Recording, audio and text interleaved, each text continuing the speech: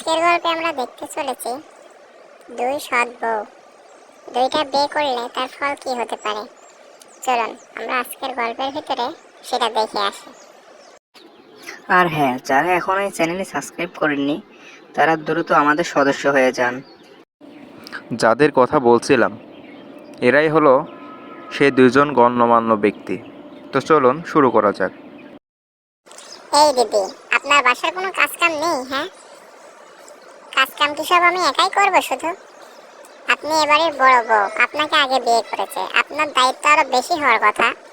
আপনি কাজ করেন না কেন? হ্যাঁ, তুই বলিস কি রে? সকাল থেকে তো আমি সব কাজ করছি বাড়ির। তুই তো কেবল হলো ঘুম থেকে উঠে এলি, আমি যে কেবল একটু বিশ্রাম নিচ্ছি অমনি ঝগড়া শুরু করে দিলি। দিদি আপনি মিথ্যা কথা কম করে বলেন, বুঝলেন? এমন মিথ্যা কিন্তু আল্লাহ তাআলাও সহ্য করে না, এবং কথায় আছে অতি মিথ্যা ধর্মেও সয় না। কি? যত বড় মুখ নয় তত বড় কথা। তুই আমার সে ছোট হয়ে আমাকেই মিথ্যাবাদী বানিয়ে দিলি। দাঁড়া রে। এ কথা বলে তারা দুজন শুরু করে দিল ঝাঁটা লাঠি দিয়ে মারামারি। এভাবে অনেকক্ষণ ধরে মারামারি চলতে থাকলো তাদের ভিতরে। এমন সময় তাদের জামাই সেখানে হাজির হলো এবং তাদেরকে বলল, এই এই তোমরা আবারও শুরু করেছো? তোমাদের না কতবার নিষেধ করেছি এই ধরনের কাজকাম করবা না? তাড়াতাড়ি থামো, আমার দিকে তাকাও। আরে তুমি জানো না, ও বাসার কোনো কাজই করে না, শুধু আমাকে দিয়েই করাবে। আমি বললেও সেটাতেও দোষ। তাহলে কি করব বলো? কি বললি হতচ্ছাড়া? আবারও মুখের ওপর কথা। হাতের লাঠিটা দেখেছিস? একদম মুখে মারবো ছেড়ে। আমি কতবার তোমাদেরকে এসব করতে নিষেধ করেছি, তাও তোমরা আমার কথা শুনলে না। এটা আমারই ভুল, দুইটা বিয়ে করা আমারই ভুল হয়েছে। তোমরাই থাকো, আমি গেলাম। তোমরা নিজেদের ভিতরে ঝগড়াঝাটি করে মরো, আমি রাস্তায় বের হয়ে গেলাম। থাকো। এই কথা বলে লোকটি বাসা থেকে রাগের সাথে নিজেই মনে মনে বকতে বকতে বের হয়ে চলে আসলো এবং রাস্তা দিয়ে যাচ্ছিল।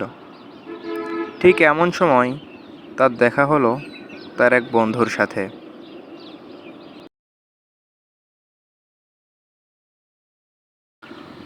আরে বন্ধু মোহন যে, কোথায় যাচ্ছিস রে তুই? এমন বকতে বকতে কেন যাচ্ছিস? তোর কি হয়েছে আমাকে একটু খুলে বল দেখিনি। আরে ভাই আর বলিস না, তোরা তো জানিসই আমার সমস্যার কথা। আমার দুইটা বিয়ে করাই হয়েছে ভুল। এখন দুই বউ নিয়ে আমি আর পারি না, তাদের জ্বালায় আমি বাসা থেকে বেরিয়ে আসছি। আরে এটা তোর আগের থেকে ভাবা উচিত ছিল রে। এখন এটার জন্য তুই বাসা থেকে চলে যাচ্ছি, এটা তো ঠিক না ভাই। আমার এর জন্য একটা বুদ্ধি আছে, তুই যদি শুনতে চাস তাহলে বলছি। বন্ধু শোন, আমার কাছে একটা বুদ্ধি আছে। এখান থেকে 3 গ্রাম পেরিয়ে একটা সাধু বাবা থাকে, সে সব ধরনের সমস্যা সমাধান করতে পারে। চল ওখানে যাই। বন্ধু শোন, তোর আর যাওয়া লাগতো না, কিন্তু তুই আমাকে যদি ঠিকানাটা বলে দিতি তাহলে আমি নিজেই চলে যেতাম। যেভাবে হোক আমি এই দুর্দশা থেকে মুক্তি পেতে চাই, আমাকে ঠিকানাটা বল। সব কিছু শোনার পর মোহন সেখান থেকে চলে গেল তাদের বউয়ের নিকট এবং তাদেরকে বলল, এই শোনো, আমার এক বন্ধু আমাকে তোমাদের ব্যাপারে বলল এক সাধু বাবা আছে এখান থেকে 3 গ্রাম দূরে। চলো আমরা এখন সেখানেই যাব। সাধু বাবা যা বলবে তোমাদেরকে তাই করতে হবে। তোমরা তো আমার কথা শুনলে না। আরে সকালবেলা করে তুমি কি পাগল টাগল হয়ে গেলে নাকি? রাগ হয়েছে ভালো কথা, এমন পাগলের মতন আচরণ কেন করছো? এক পর্যায়ে তারা দুজনই রাজি হলো এবং মোহন তাদেরকে সাথে নিয়ে তখনই চলে গেল সেই সাধু বাবার নিকটে। বাবা, বাবা আমাকে রক্ষা করুন বাবা।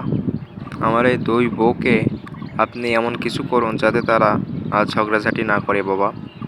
দয়া করে আমাদেরকে ঠিক করে দিন বাবা। আরে বৎস, তুমি চিন্তা করছো কেন? আমি তো আছি। আমার কাছে কত বড় বড় সমস্যা ঠিক হয়ে গেল, শুধু বলো।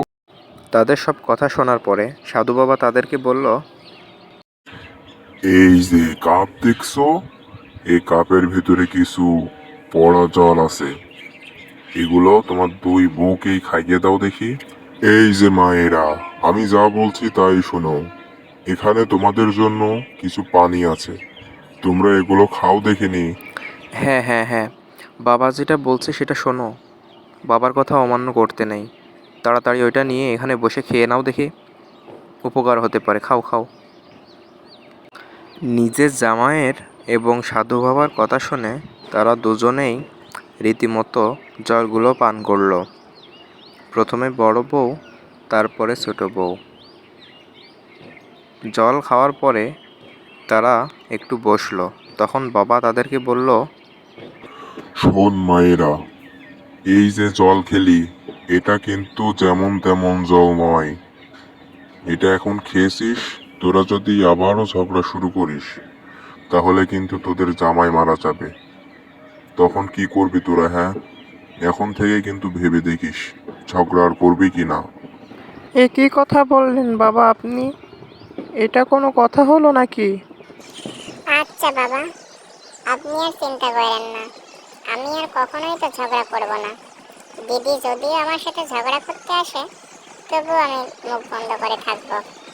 আমার জামাইয়ের আমি কিচ্ছু হতে দেব না। তো বন্ধুরা, যারা এই নবম নন্দিনী চ্যানেলের ছোট্ট ভিডিওটি দেখলেন, আশা করি তাদের অনেক ভালো লেগেছে। যদি ভালো লেগে থাকে তাহলে অবশ্যই সাবস্ক্রাইব করে আমাদের পাশেই থাকবেন। ইনশাআল্লাহ আমরা আপগ্রেড হব এবং জীবন্ত অ্যানিমেশনের মতো হব। আজকের ভিডিও এ পর্যন্ত।